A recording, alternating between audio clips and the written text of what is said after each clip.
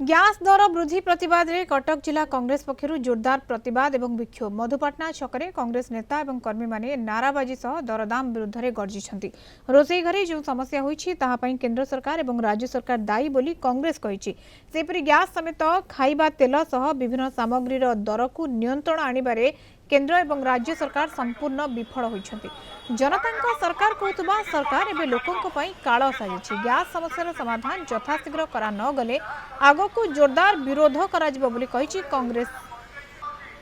केंद्र सरकार को त्रुटिपूर्ण नीति जोगु भारत वर्षर जनसाधारण गैस पर जो हाहाकार हेलानी आपण बांग्लोर देखंतु आपण बड़ बड़ सिटी देखो होटेल बंद हेलानी जो माने होटेल पर निर्भर करी खाउचंती पिउचंती से बर्तमान कौन करेंगे आम जो शासन में 14 मसीहा पर्यंत आप औषधीय तेलर ब्यारेज 13 रु 115 डॉलर थिला आम 50 टका 60 टकर तेल दौलू बर्तमान 40 टका 50 टका होते 100 टंकार कदापि पेट्रोल कमुना आंकर हूँ राधे राधे आमर अधे को तमर अधे।